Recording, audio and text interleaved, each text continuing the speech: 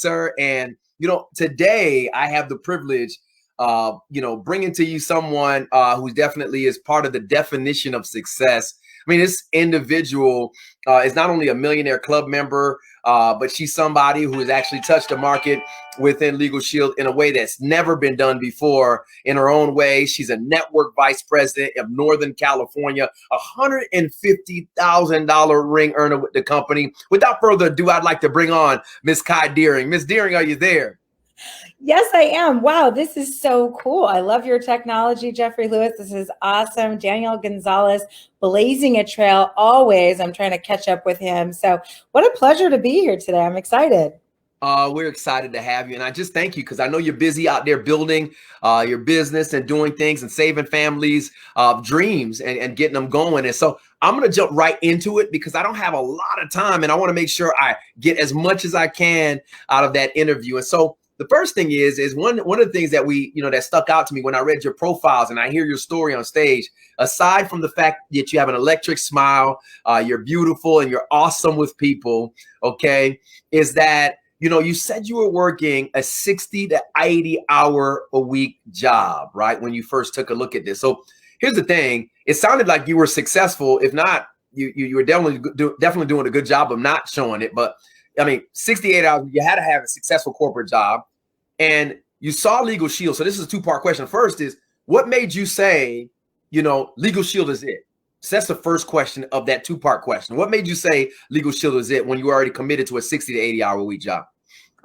Well, so it's funny. I actually had a very successful corporate career, making a multiple six-figure income, decided to become an entrepreneur in the insurance arena. Did okay there, wasn't my favorite. So you're not really going to be good at things you don't like to do. Let's just put it that way. But I was super, super busy. And it was interesting when I saw this information, I saw Craig Hepner. At the time, the gentleman was making $1,000 a day every day. And he'd just come off of 2 6-month vacations. He was making what I was making, and I was working 60, 70, 80 hours a week. I'm like, what is wrong with this picture? And ironically, that last corporate America job that I had, I actually got fired from it. Oh. I was a top producer in sales, but I had a boss who was a woman who didn't like women, which I don't know, ladies, you can agree with that. Okay. And so so funny. She said, would you come in my office? And I said, should I bring my purse? And she said, that'd be a really good idea. And I got fired. Wow. And that company offered this as a voluntary benefit. So I took that portable plan with me. And when I became an entrepreneur, I actually bought their small business plan and it saved my bacon on a lot of things. So I found myself referring it for free as it was. And the little gal kept bugging me to go see some information. I finally went out to one of their live events. And like I said, here was this gentleman. And I almost used my reason why I shouldn't do the business as a reason why I should do the business. So he said to me, do you see any reason why you wouldn't do it? I said, yeah, I'm too busy. And he said, let me ask you a question. It was almost like he punched me in the stomach. He said, if you keep doing what you're doing, because I told him I hated that I had no time, because if you keep doing what you're doing, are you going to have any more time in 5 years or less? And I was like, whoa. Probably less, right? Because you're going to get more successful, have more business, be more busy. And he said, then for things to change, you have to change, because the definition of insanity is doing the same thing over and over again, expecting different results. And I was like, oh, snap. So he said, why don't you use the reason why you don't want to do the business because you don't have any time as the reason why you absolutely should do this business so you can buy back some of your time. And so those first few years, I'm not going to lie, it was kind of stinky. I was, working now, adding another 10 hours a week with Legal Shield. But the good news about Legal Shield is it's split-second recruiting. Like you can do it in split second on the way in the car. That's one of the questions that I'm trying to ask for the second part. I'm glad you segued into that. Is so super busy schedule. Somebody tells you you're not going to be any less busy. How did you do that? Like 80 hours a week is a lot. 60 hours is a lot. So how did you find the slivers of time? Like, what did you do? Did you have a special mapping process? How did you do that? Well, I just followed the 10 core. I'm so not kidding. They said you got to do 2 to 5 exposures every single day. So I had a list that I could call on my way into work. I never ate alone. I would always try to have people meet me for lunch, and we would show the plan to them. So it was called just packing in all that you can do in short amounts of time. And because this is split second recruiting, split second marketing, you don't need a lot of time. So when people say that to me, I'm like, listen, my first year I only made $500 a month, but that was an extra $6,000, right? People made fun of me. How's that that little thing going, right? But what was really great was with fast forward within 3.5 years, I walked away from a career that I hated. I've been able to work from home now, making almost $200,000 a year, whether I work or not. Life looks a little different. So you're going to sacrifice on the front end so that you can have everything you want on the back end. But so few people are willing to make any kind of a sacrifice because we live in an insta society where they want success and they want it right now. Right. And if it doesn't happen for them, then they're going to shrink back and go back to their corporate job and what they know and give up on their dreams, which is the saddest part of all. It's interesting that you say that. Because I understand a corporate job has a demanding schedule. And I mean, I love the way you put it. You said it's split second, marketing and recruiting, and you could put that into different windows. I guess one of the questions that I have is that, when you're dealing with such a demanding schedule and you're building your business and you're making 6,000, I don't know, I'm making up a number. You're making this great salary at your job or whatnot, what some would consider that. When was that transition point for you that you said, okay, you know what, now's the time for me to completely transition? How did you do that? And I could see the smile like, okay, Jeff, how do you know, right? So how'd you do that? Because I mean, you were an entrepreneur at the time, right? So how'd you say, okay, that's done, I got to go do this? Well, it's a time now. I mean, success is so much faster than I was. I just didn't have the time to dedicate to it. So the first year I made 6,000, and all I did was get in Performance Club and never miss an event. Those are two things that I did right in my business, and I could do this because I was in control of those. I couldn't control where anyone else was doing, but I could control how many people I showed it to, so I could get in Performance Club and where my physical body was, and I've never missed an event. But number two was I earned a trip. I got a little bit of duplication, and people were like, wow, I want to earn a trip. I'd like to earn an extra money. So that second year, I went from 6,000 to 14,000. Then we got a little more duplication. I never did anything differently. I just kept in Performance Club, just kept showing up and teaching people to do number one and number two. So in our third year, that 14,000 went to 37,000. The fourth year, it went to 69,000. The fifth year, me just doing the exact same thing, not changing anything, right, went to the almost 98,000 in that fifth year. And so within about the 69 to the 99,000 is where I walked away from my career and was able to go, like they say, full time. But, I can't tell a lie. I didn't know how to go full time. I didn't know how to work from home. And so I wasn't as successful as I could because, I've been working so many hours. I came home and I was like, oh, I've never seen this TV show at like 3 o'clock in the afternoon. Let me watch this one. I'm like, oh, I've never cleaned out my closet in a decade. So my home was a lot of distractions to begin with. Sure. Now I feel like I got it dialed, right? Like, here I am. You got to do something. Later, but it was a challenge. It really was. And for those of you who have kids now that are going to be home with homeschooling, so don't go too soon, I guess is my point. Like I probably should have hung out another year, honestly, right? It worked out. No, it worked out. Well, let me ask you, one of the things that we always like to ask, obviously you have a lot of leadership ability. When somebody names you a network vice president of one of the largest states in the United States, that's a compliment within itself, right? Because that means you're helping a whole bunch of people that you're not even financially connected to help to get to success, right? And so my question is to you is, what does your personal development regimen look like? What does Kai Deering's personal development regimen really look like and entail? Well, I wish I could show you my library. There's like 1,000 books in that library. I still have a bunch of old CD sets and DVDs and magazines and things.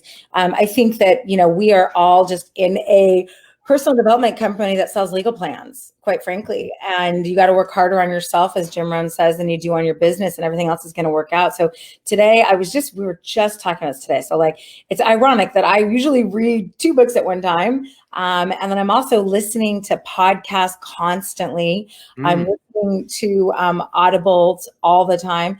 And I walk about 3 to 5 miles every single day. So when my husband doesn't walk with me, I'm listening to podcasts. And most of the time I do have to get in my murder mystery podcast from time to time, or my brain's going to go fried. But for the most part, it's personal development. And whatever you're lacking, right? Okay. If it's presentation skills, if it's leadership, somebody has written a book about it, dedicated their life to it. So it's the ultimate hack. All you gotta do is read their book. Okay. And then bam, it's like going in a time machine, right? And then coming out the other end, and you don't have to spend 20 years, deciding. Like right now I'm reading Oh, it's over there. Grit. She spent 20 years figuring out what is it that makes people successful. Like if you go to West Point, everybody's got the same GPA, the same SAT. They're all in leadership. They've all played sports. So why is it that half those people quit when they come in? They all look the same on paper. It's grit. And so what does that look like? So I love studying success, because if you want more success, you want to study success and read about it. So I'm obsessed with like reading and learning and growing and stretching. And, my husband got us the master class for a Christmas present, because it's like, okay, I know what a nut you are with all this stuff. And actually he's getting into master class because they music and basketball. And so, whatever you want to be good at, which he's a musician, plays basketball, engineer, there's somebody's already done all the work for you. Just read the books, listen to the audios, watch the shows. And there's the only reason today, quite frankly, Jeffrey, that you would not do it is laziness. You don't have to go to the library anymore. I mean, okay. So, all right.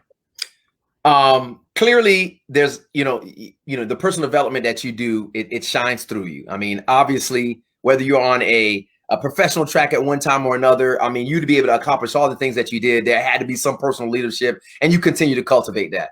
So one of the questions that, people always ask is that new associates, what are some of the philosophies that you use as a leader to help that person get plugged in quickly? Because obviously that was part of the duplication that got you to the 6,000, then to the 12, to the 15, and then to the 30, and then to the 60, and to 90. I remember because I needed to know you have income in case you want to take me to lunch. I'm just saying, right? So, just kidding. So what I'm saying is, how do you get somebody plugged in using those philosophies as quickly as possible to create that kind of duplication? What are some of the philosophies you use and methods to get that done?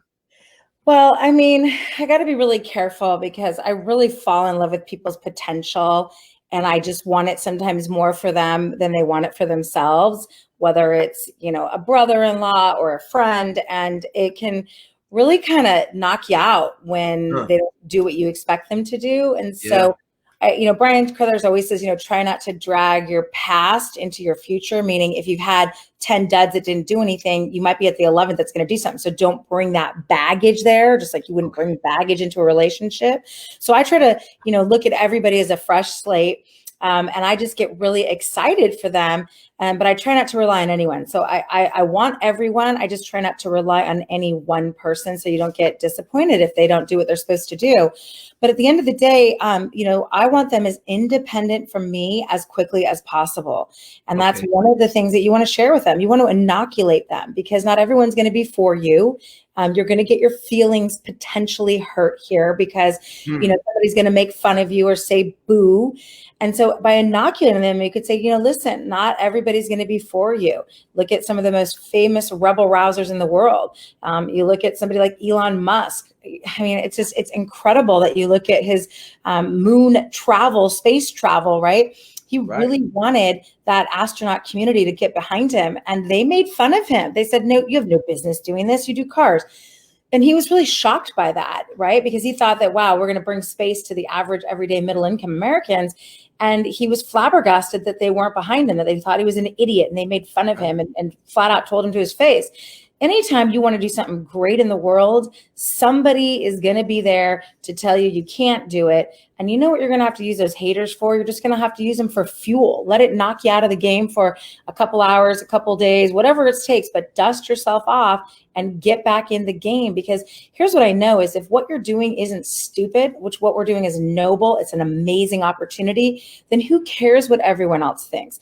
I love that it was said by Mark Brown. He says the membership works, the checks cash, right? We just dropped $1.4 million in people's bank accounts last Wednesday. Mine cashed, my $12,500 cash, no problem. So if the membership works and the checks cash, then who cares what everyone else thinks? And that's it. You just got to get a little bit of tough skin. You want to do something great, there's going to be people in your way. And I tease, I'm like, I got to be careful when I say, because what you speak is truth. I had a lot of haters in the beginning that made fun of me, and they were fuel. And I said, I might be a little bit stagnant because I don't have enough haters right now to prove wrong. But I love proving them wrong, right? I hear you. So this is what I tell new people is, listen, not everyone's going to be for you. Success loves speed. The faster you can get paid, the better inoculation you're going to have out there when someone tells you it's stupid or it's not going to work. But what's really interesting is over, how long have you been here, Jeffrey? 13 years. Yep. 7 or 18. So as you know, it's gotten more accepted every single day. The profession, Yep. the membership. So we're not getting the gas that we used to get 15 years ago. They're just not getting it today. People are understanding that network marketing is a real profession. And when you get it right, like we've got Jeff Bell says MLM perfected, that we have, it's not perfect, right? But we have a better way than the obviously going to work every day for a 9-to-5 grind, especially during a pandemic. We are it. And if you're looking at the network marketing profession, we are the Tesla of the network marketing profession. Love it. No one else that can touch us. So you just better be rock solid, use your membership, get paid, and just don't worry about what everyone else is going to say, because they don't pay your bills. I love what you just said, because I mean, really, in my opinion, you just got real with it, right? New associate starts. Let's get them inoculated. Let's get them some tough skin quick. And that's the philosophy. Let's get you paid so you don't have to worry about what everybody else thinks or what's going on, because then you know it's real. I love that. I love it. And MLM perfected. And I appreciate you reminding us about that, because sometimes we take it for granted. I only got time for one more question today. And I wanted to make sure it was a question specifically about you and something you could give back to us, right? And so, we've seen a lot of things, a lot of great things from Kai Deering, right? And the people that she's helped and what she's done. And so one of my questions is, what's next for Kai Deering? What is she looking? What is her goal and what is her why that keeps her driving right now? Because I mean, obviously, you're financially independent. You're doing your thing. You're happy. You're smiling. What is the next goal and what can we expect? And how can we borrow from that to grow as well? So I think your why changes all the time. When I first got started, Tony Robbins says we're pushed by pain or pulled by pleasure. That's it. And so because I was comfortable, I had to remind myself that if I keep doing this, I'm going to get what I've always got. You got to manufacture some pain when you make good income and you've got a good career. And there's a lot of things you could do, but then it changes. And then it became about my mom, right? My mom was a single mom and I was an only child. So it became a lot about my mom. Like, I want to retire my mom. I want to do this, I want to do that. And then my mom passed away suddenly. And I was kind of like, why am I doing this? Right? Like, I was kind of lost for a minute of why I wanted to keep doing the business. And then I decided that, you know what? And I'm just going to be as bold as it is, I realized that there are no women in our company that are making 7 figures a year. Let's go, Kai Deering. Let alone in the network marketing division. It's all men or men with a woman that's the wing beneath the sails, or beneath the wing. And I'm going to do it. I do have a man. I'm married. I love him. He's incredible. But just like I don't want to go to work with him, he doesn't want to go to work with me. So I want to be the first woman in all of Legal Shield to make a 7-figure a year income, to prove to women that you can do it. Let's go. Right. And, I'm not anyway. And I say that to say I'm going for the 1.5 million, of course. But that's a one-time bonus, right? I want to be able to have the 7-figure a year lifestyle income. And my number one goal now is to spend the next 15 years to be able to earn $1 million a year. And then as soon as I hit that, then my goal is to spend the next 15 years giving it all away to my charities that I want to. I've got a couple of charities that I have. That is awesome, Kai Deering. That is awesome. Kai Deering, you're amazing. I love your heart. You're an amazing person. I appreciate you. And so listen, I don't have any more time. I wish I could spend some more time with you. I love your closing statement. And it's in the ether now, right? We have it written across the screen. Kai Deering will be the first woman to make 6 figures in Legal Shield. It is out there. Let's go. 7, baby. 7. Wait a minute. I don't know how to do 7. All right. Well, listen, that's been our time today, guys. You've heard it today. And Kai Deering will be the first woman to 7-figure ring. And with that being said, that is Interview with Success. Back to you, Mr. Gonzalez. Hey, it's been awesome. Thank you so much for spending some time with us, Kai. We love you. We appreciate you. And like Mr. Lewis said, it's been documented. You put it out there. We put it on the screen. 7 figures. We're watching you. We're watching you now. We want to see you get it. I'm Mr. Gonzalez. You're like the coolest cat ever. I want to be like you when I grow up. So thank you so much, Jeffrey Lewis. You're a great interviewer, and I'm so proud of you. And California's coming for you, just so you know. Woo! Hey, bring her to state. Let's go. That's it. Ring Runner State, baby. That's who we are. Thank you so much, Kai. Take care.